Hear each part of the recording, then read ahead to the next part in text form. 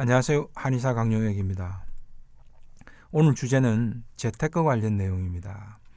의사분들 중에서도 주식 재테크로 유명한 분들도 계십니다만 오늘 제가 말씀드리고자 하는 건 어떤 주식이 좋다, 부동산 어디가 뜰 것인가와 같은 그런 내용은 아닙니다. 다만 화병이나 우울증, 불안장애 환자들을 상담하다 보니 바로 이 재테크를 잘못해서 큰 병을 얻게 되는 걸 자주 목격하게 됩니다. 꼭 큰 손실을 봐서 병을 얻는 것만도 아닙니다. 오히려 재테크로 큰 재물을 얻은 뒤에 몸과 마음 그리고 삶까지 위태로워지는 경우도 있습니다. 투자를 해서 재물을 얻느냐 잃느냐 그 이전에 재물이나 투자에 임하는 마음 준비가 되어 있지를 않으면 오히려 이로 인해 삶 전체가 뒤흔들리는 위기를 맞게 된다는 겁니다. 환자 사례를 보시면서 이야기 나누겠습니다.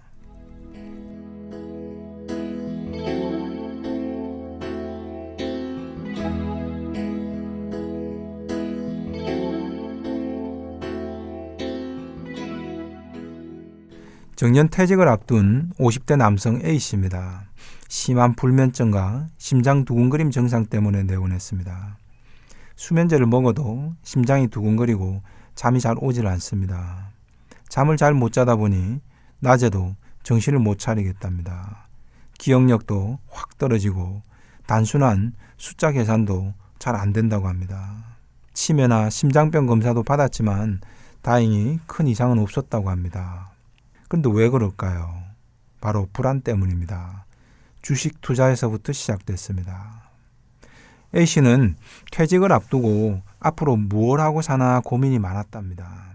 작은 가게를 할까도 고민했지만 경기 때문에 포기를 했습니다. 그러다 지인 소개로 주식 투자를 시작했습니다. 여윳돈으로 한 것이 아니라 퇴직금까지 미리 다 땡겨서 투자를 했다고 합니다. 워낙에 주식을 오랫동안 해왔던 지인이라 그 사람만 철석같이 믿고 찍어준 주식에 올인을 했답니다.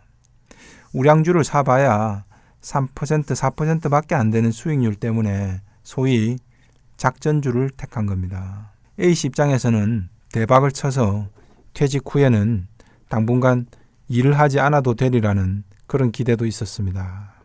그런데 사자마자 주식은 조금씩 떨어집니다. 그러다 불과 3개월 만에 반토막이 나버렸습니다.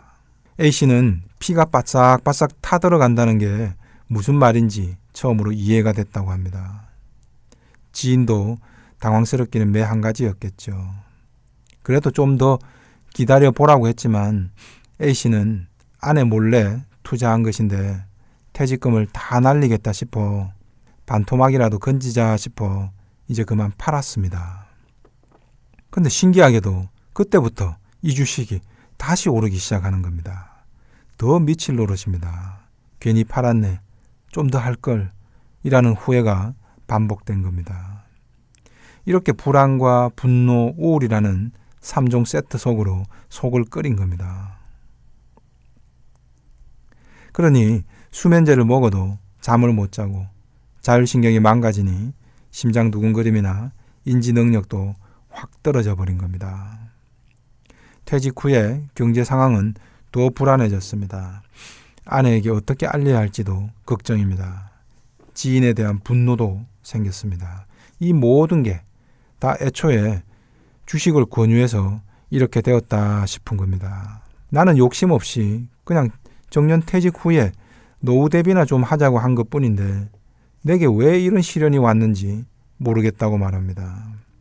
그때 지인이 투자 권유만 하지 않았더라도 또 내가 그때 서둘러 팔지만 않았더라도 라는 식으로 이런 후회스러운 생각들이 가득해지면서 잠을 못 자는 겁니다. A씨는 과연 욕심이 없는 걸까요? A씨는 투자할 돈은 있었지만 기본적인 마음 준비는 전혀 안 된 상황에서 덥석 무리한 투자를 한 겁니다. 그게 화근이고 몸과 마음, 삶까지 뒤흔들려 버리게 만든 겁니다.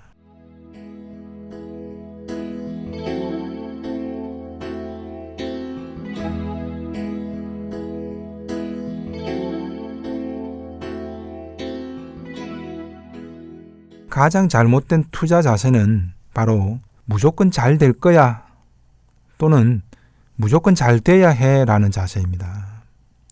투자는 왜 할까요? 돈을 잃으려고 투자하는 사람은 없습니다.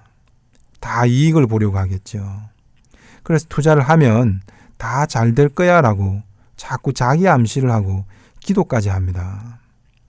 하지만 무조건 손실은 안 되고 이익만 나야 한다는 건 나만의 욕심이자 교만입니다.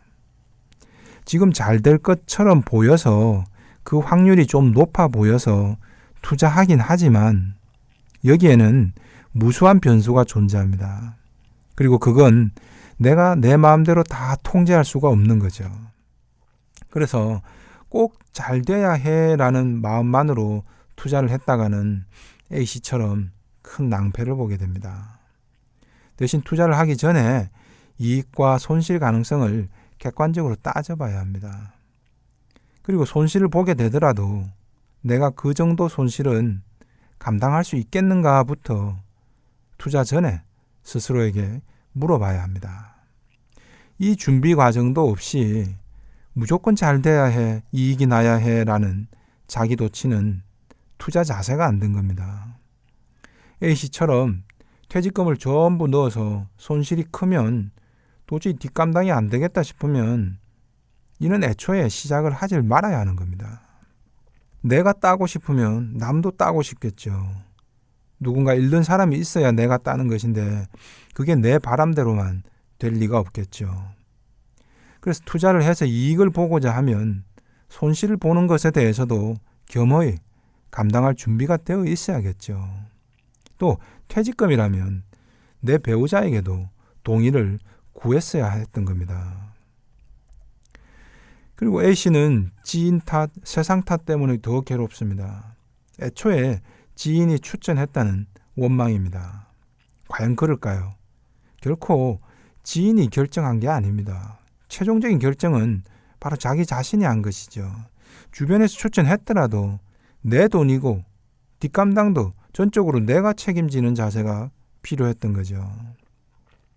반토막이 났을 때 그만 팔아버린 결정을 한 것도 결국 내 선택인 겁니다. 내 선택에 대해 내가 감당하겠다는 마음 자세가 없으면 이런 거금을 내걸고 하는 투자는 하면 안 되는 겁니다. A씨가 몸과 마음은 물론이고 삶 자체가 피폐해진 건 단순히 투자 손실 때문만은 아닙니다. 자신이 감당할 수 있는 범위인지도 따져보지 않고 섣불리 결정해버린 것이 더 소가리를 심하게 만들고 결정타를 날려버린 겁니다.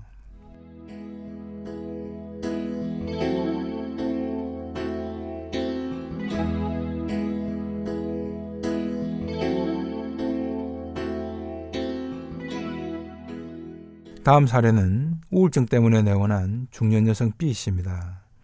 아이 잘 키우던 평범한 전업주부입니다. 그런데 B씨에게 위기가 닥쳐온 것은 바로 남편의 주식 투자 때문입니다.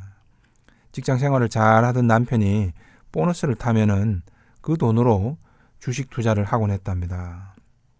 B씨 입장에서는 일종의 여윳돈으로 하는 것이니까 처음엔 말리지 않았다고 합니다. 근데 B씨의 남편은 주식에서 계속 이익을 내기 시작했답니다. 그러자 점점 투자 규모가 좀 커졌습니다. 그런데 제법 크게 투자한 종목이 소위 또 대박이 났습니다. 그렇다면 아내인 B씨는 덩실덩실 춤이라도 출 것 같은데 왜 우울증이 생겼을까요? 남편이 확 달라진 겁니다.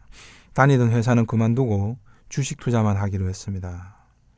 아내인 B씨는 말렸지만은 이미 짜릿한 돈맛을 본 남편은 멈춰지질 않았던 겁니다.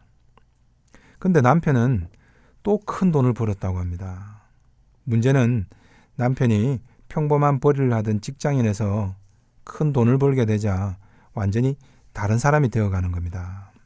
외제차에 명품에 씀씀이가 커졌습니다. 가족들도 처음에는 이런 선물 공세가 좋았습니다. 그런데 이뿐만이 아닙니다. 술자리와 외박이 잦아집니다. 급기야 외도까지 의심되는 전화나 문자를 발견하게 됩니다. 아내인 B씨가 꼬치꼬치 캐물어도 남편은 모르쇠 해버립니다. 남편은 이제는 집에만 오면 집안 분위기가 답답하다는 이유로 아예 오피스텔을 얻어 나가버렸습니다. B씨는 우울증이 생길 수밖에 없겠죠. 엄마가 우울하니 어린 자녀들은 어떨까요? 아이들도 틱장애, 학교 적응장애까지 보입니다. 투자는 대박이 난지 몰라도 가정은 쪽박이 된 겁니다. B씨의 투자가 언제까지 승승장구할 수 있을까요? 일시적인 운이 따라준 결과란 걸 모른 채 투자만 하면 성공하리라 착각하는 겁니다. 만약 나중에 실패하게 되면 그때 아내인 B씨는 남편을 다시 받아줄 수 있을까요? B씨의 남편도 투자에 임하는 마음의 준비가 안 된 상태에서 큰 재물이 다가온 겁니다. 그를 운이 좋았다며 감사하기보다는 내가 잘나서 내가 종목 분석을 기똥차게 잘해서 대박이 났다고 여기는 겁니다. 그러니 앞으로도 내가 종목 분석만 잘하면 계속 대박을 칠 거라는 착각에 빠지게 되는 겁니다. 그러는 사이에 아내와 자식들은 병들어가고 가정은 침몰하고 있는 겁니다. 지금은 성리에 도취되어서 독에 취한 줄도 모르고 있겠지만 말이죠. 도대체 무엇을 위한 재물욕이었을까요? 아내도 자식도 가정도 다 무너져버린 채 늘어난 재물은 과연 얼마만큼의 행복을 우리에게 줄 수 있을까요? 지금은 그 돈을 보고 달려든 친구라든지 여자들이 옆에 있어 주겠지만 투자에 운이 다하는 날 B씨의 남편 곁엔 누가 남아 있을까요?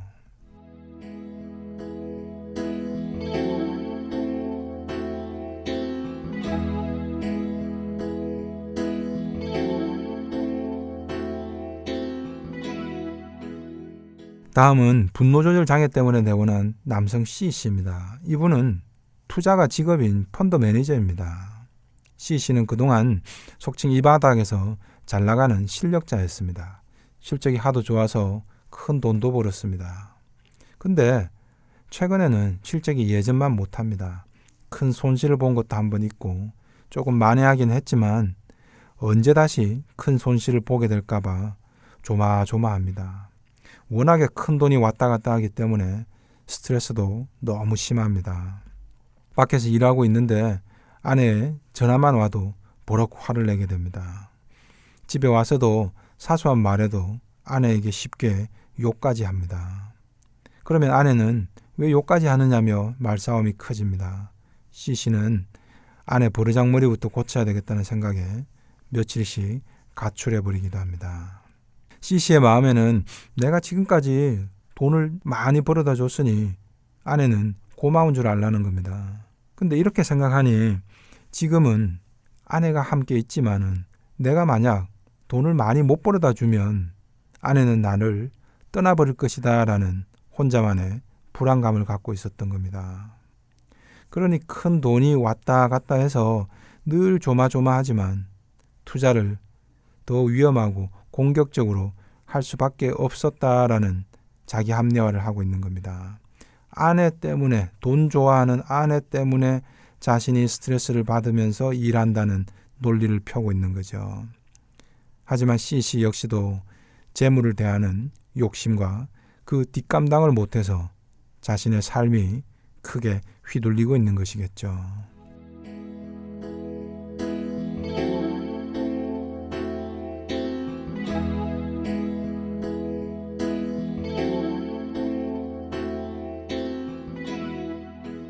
사상의학의 창시자 이재마 선생은 주색, 재권, 즉 술, 색욕, 재물, 권력 이 네 가지가 인류의 역사에 있어서 한 개인의 건강을 가장 위협하고 인간의 삶을 감옥에 가두는 주요 요소라고 파악했습니다. 또 이는 한 사람의 문제가 아니라 한 집안, 한 나라의 문제로도 확대된다고도 했습니다. 인간이 살아가는데 꼭 필요한 것이기는 하지만 그 일정한 경계를 넘어서게 되면 때로는 가장 큰 화로 돌아오는 것들이 바로 이 주색, 재권입니다. 주식도 좋고 부동산도 좋지만 무턱대고 많이 가지면 다 좋은 것이 아니라 자신이 감당하고 컨트롤할 수 있느냐부터 물어보고 접근해야 큰 화를 피해갈 수 있겠죠. 지금까지 한의사 강용혁의 심통부리기였습니다.